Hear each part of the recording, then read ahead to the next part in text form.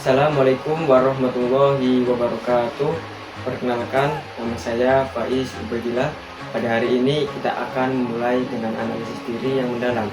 Saya akan menyampaikan analisis dan evaluasi diri yang mendalam mengenai aspek-aspek krusial dalam keterampilan berbicara, baik dalam konteks akademik maupun profesional.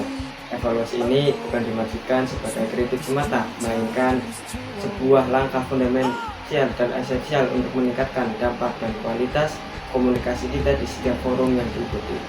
Sebagai fondasi awal, mari kita tegaskan kembali urgensi struktur presentasi akademik yang efektif.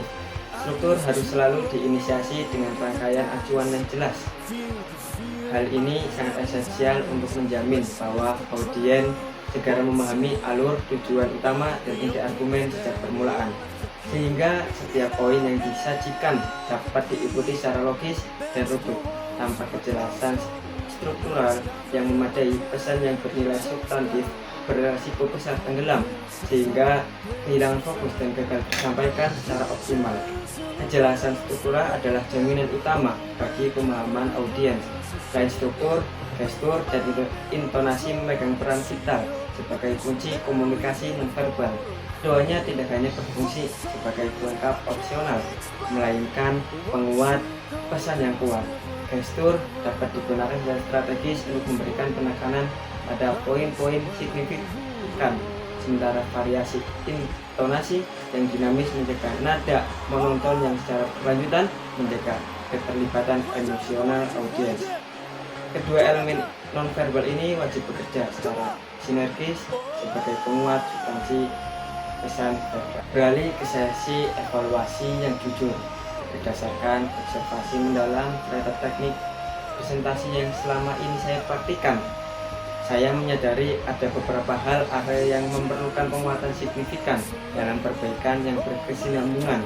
Salah satu kelemahan utama yang paling sering teridentifikasi adalah pengaturan tempo bicara. Saya memiliki cenderungan untuk berbicara dengan kecepatan yang terlalu tinggi, terutama ketika menyampaikan poin-poin yang bersifat padat, informasi, dan sangat kompleks. Akibat dari tempo yang tergesa-gesa ini, kejelasan pesan berkurang secara drastis, dan audiens mungkin mengalami kesulitan dalam mencerna dan memproses informasi krusial secara memadai. Ini merupakan salah umum yang harus dihindari dengan disiplin setiap konteks komunikasi, baik akademik maupun profesional. Oleh karena itu, langkah-langkah perbaikan yang perlu diterapkan secara disiplin meliputi: yang pertama, melakukan latihan sadar untuk mengendalikan ritme bicara dan secara konsisten memasukkan jeda yang strategis. Jeda ini berfungsi memberikan waktu yang cukup bagi audiens untuk memproses dan mengasimilasi informasi penting sebelum beralih ke bahasan berikutnya. Yang kedua, memastikan intonasi selalu bervariasi secara optimal untuk menyoroti kata kunci dan konsep utama, sehingga menciptakan kontras yang jelas dan efektif antara poin utama dan poin pendukung. Yang ketiga, meningkatkan fokus pada kontak mata yang merata dan berkelanjutan menyebar ke seluruh audiens dan tidak hanya fokus pada satu atau dua titik. Kontak mata yang konsisten merupakan fondasi kuat untuk membangun koneksi, menunjukkan respek, dan menumbuhkan kepercayaan. Sebagai penutup, mari kita tegaskan kembali bahwa penguasaan keterampilan berbicara yang efektif menuntut kesadaran yang holistik.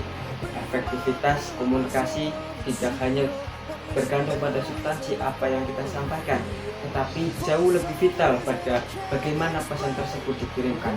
Penyampaian pesan secara santun, struktur rapi, didukung oleh gestur dan variasi intonasi yang tepat, serta ditunjuk oleh kontak mata yang prima adalah kunci untuk mencapai kredibilitas dan memastikan dapat pesan yang maksimal. Menguasai aspek-aspek ini merupakan investasi fundamental dan berkelanjutan bagi pengembangan karir profesional kita.